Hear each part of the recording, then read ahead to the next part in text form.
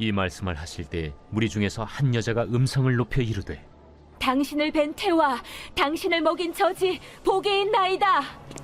오히려 하나님의 말씀을 듣고 지키는 자가 복이 있느니라. 무리가 모였을 때 예수께서 말씀하시되 이 세대는 악한 세대라 표적을 구하되 요나의 표적밖에는 보일 표적이 없나니 요나가 니느웨 사람들에게 표적이됨과 같이 인자도 이 세대에 그러하리라. 심판 때에 남방 여왕이 일어나 이 세대 사람을 정죄하리니 이는 그가 솔로몬의 지혜로운 말을 들으려고 땅 끝에서 왔음이거니와 솔로몬보다 더 큰 이가 여기 있으며 심판 때에 니느웨 사람들이 일어나 이 세대 사람을 정죄하리니 이는 그들이 요나의 전도를 듣고 회개하였음이거니와 요나보다 더 큰 이가 여기 있느니라. 누구든지 등불을 켜서 속에나 말 아래에 두지 아니하고 등경 위에 두나니 이는 들어가는 자로 그 빛을 보게 하려 함이라. 내 몸의 등불은 눈이라. 내 눈이 성하면 온 몸이 밝을 것이요 만일 나쁘면 내 몸도 어두우리라. 그러므로 내 속에 있는 빛이 어둡지 아니한가 보라. 내 온 몸이 밝아 조금도 어두운 데가 없으면 등불의 빛이 너를 비출 때와 같이 온전히 밝으리라.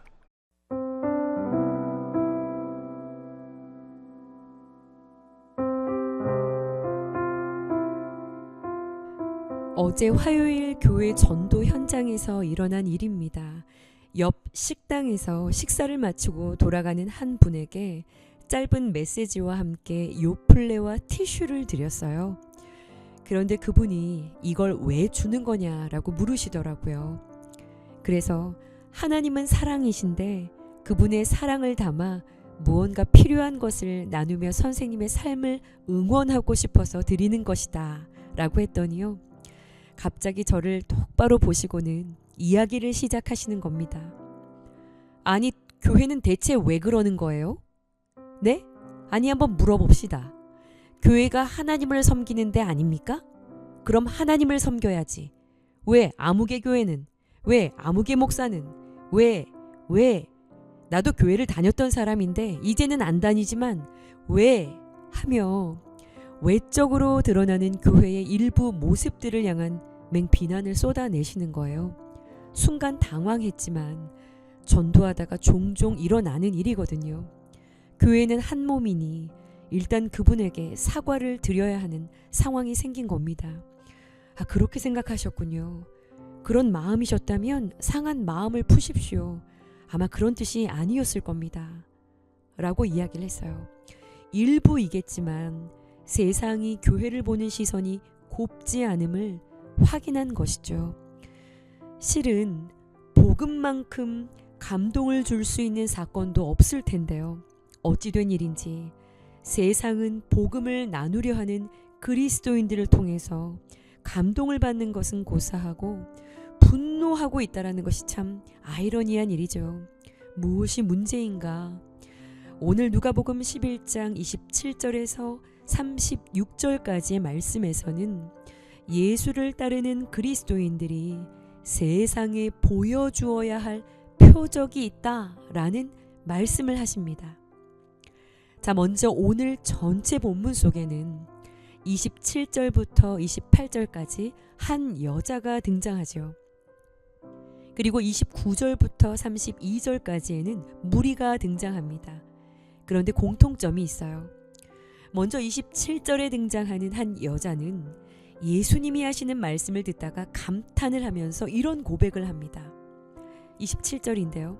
당신을 뵌 태와 당신을 먹인 저지 복이 있나이다. 아, 당신을 낳은 어머니 마리아는 정말 복을 받았네요. 이런 아들을 두다니. 당신과 한 가족이라니. 예수님과 한 혈통이라는 관계에 있으니 참 좋겠다, 부럽다, 복이다 라는 겁니다. 그러자 예수님께서 28절에 뭐라고 대답을 하시나요? 그렇지 않다. 오히려 하나님의 말씀을 듣고 지키는 자가 복이 있다 라고 대답하십니다. 무슨 이야기인가요? 잘못 짚었다는 거예요. 이 여인은 예수님의 말씀을 들으면서 초점이 아닌 것에 집중을 하고 있었다는 거예요. 다음으로 29절에서 32절 말씀 안에는 무리들이 등장하죠. 그들에게 예수님이 이런 말씀을 하십니다. 이 세대는 악한 세대라 표적을 구하되 요나의 표적밖에는 보일 표적이 없나니. 무슨 이야기인가요? 사람들이 예수님에게요 계속해서 다른 표적을 요구했던 거예요. 다른 것, 더 큰 기적, 자신들을 만족하게 할 그런 기적과 표적 말이에요. 그런데 그들을 향해서 예수님은 내가 메시아임을 알 수 있는 확실한 표적은 하나라는 거예요. 내가 너희에게 보여줄 표적은 하나라는 거예요. 그것은 아픈 사람을 고치고 물고기와 떡을 원 없이 먹게 하는 기적이 아닌 요나의 표적. 이 요나의 표적은 죽음과 부활을 상징하는 것인데요. 이 요나의 표적밖에는 보여줄 것이 없다라는 겁니다. 내가 메시아임을 너희가 알 수 있는 다른 증거가 없다라는 거예요. 고난을 받고 죽임을 당하고 죽은 자 가운데서 다시 살아나는 이 십자가와 부활이 가장 큰 표적이라는 거예요. 다시 말해서 너희를 위해, 완악한 너희를 위해, 믿지 않으려 하는 너희를 위해 십자가 지는 그 흠모할 만한 것이 하나도 없어 보이는 그 자리로 내려가서 고난을 몸소 당해야 하는 이것이 내가 나됨을 보이는 유일한 증거라고 말씀하고 계시는 겁니다. 여러분, 예수를 따르는 우리는 어떠한가요? 우리가 세상에 우리가 교회임을, 그리스도를 따르는 자임을 보일 수 있는 표적은 무엇인가요? 우리가 어떠한 은사를 막 나타내는 것입니까?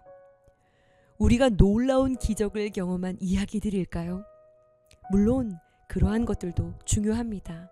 그런데 오늘 본문은 우리 역시 세상에 보여주어야 하는 것이요, 우리로 다름을 증명해 보일 표적은요, 바로 이것뿐이라는 겁니다.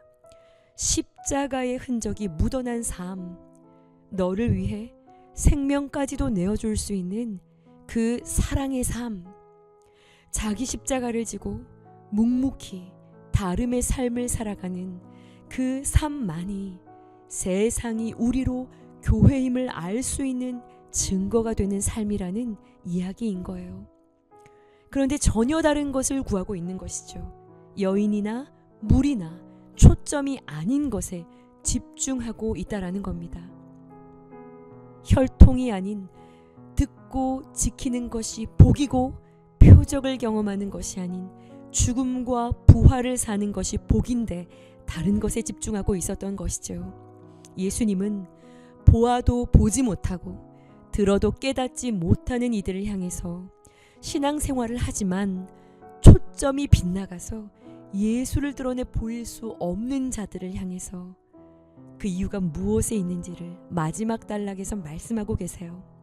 33절부터 갑자기 빛에 관한 이야기를 하십니다. 등불을 켜서 아래에 두는 사람이 없고 위에 두려고 하는 것은 모든 어두운 곳을 구석구석 훤히 밝히기 위해서라는 것이죠. 그리고 34절에서 우리 몸에도 우리 안에 구석구석의 어둠까지 훤히 밝힐 수 있는 등불이 있다라는 거예요. 그 등불이 바로 눈이라고 말씀하시죠. 이 눈을 뜨고 있으면 온 몸이 내 생각, 내 마음, 내 결정, 행동, 계획, 이런 것들이 지금 어떤 상태인지가 훤히 분별이 되는데, 이 눈이 나쁘면, 이 눈이 감겨 있으면 지금 내 영혼이, 내 마음이, 내 생각이, 걸음이, 말이, 행동이 모두 어두워서 헤맬 수밖에 없다라는 겁니다. 무슨 이야기인가요? 첫 단락과 두 번째 단락에 등장하는 여인과 무리들에게 아무리 말해도 깨닫질 못하고 보아도 보아야 할 것을 보지 못하니 초점이 자꾸 빗나가니 확인해 보라는 거예요. 너희 안에 불이 켜져 있는지. 35절 말씀이지요. 그러므로 내 속에 있는 빛이 어둡지 아니한가 보라. 영혼의 등불이 꺼져 있다라는 겁니다. 오늘날 한국교회가 이렇게 어려움에 처하는 이유, 세상에 감동을 주지 못하는 이유가 무엇일까요? 돈이 없어서일까요? 건물이 없어서일까요? 우리 안에 볼 수 있는 것을 밝히 보아야 할 이 등불이요, 이 눈이 어두워져 있기 때문이 아닌가. 우리는요, 이 영적인 어두움에 어느새 익숙해져 있는지도 모르겠어요. 예수님은 우리 안에 이 무지와 어둠을 일깨우는 영적인 깊은 이 어둠을 밝히는 빛이요, 발하기 시작할 때 비로소 나의 부족과 완악함을 발견하고 진정한 회개가 일어날 수 있다라고 말씀하고 계시는 것입니다.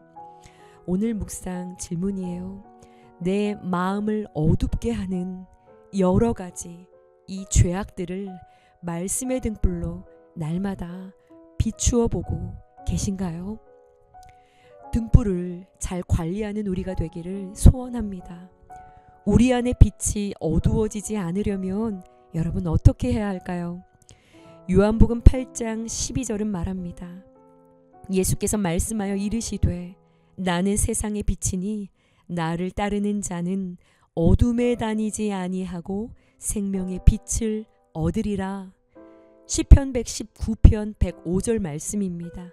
주의 말씀은 내 발의 등이요 내 길의 빛이니이다. 여러분, 예수님 앞으로 나아가야 합니다. 그리고 하나님의 말씀을 펼치셔야 합니다. 환한 빛 가운데로 나아가 죄된 허물을 벗고 찬란한 주의 영광을 보게 되어지는 그러한 하루가 되시기를 간절히 소원합니다. 기도하시겠습니다. 오늘도 우리에게 말씀의 등불을 비추시어 우리의 영혼을 깨우시니 감사를 드립니다. 주님, 우리가 세상 속에서 교회임을, 그리스도인임을 드러낼 표적이 무엇인지 깨닫게 하시고 예수님의 십자가와 부활이 우리의 삶의 중심이 되게 하여 주옵소서.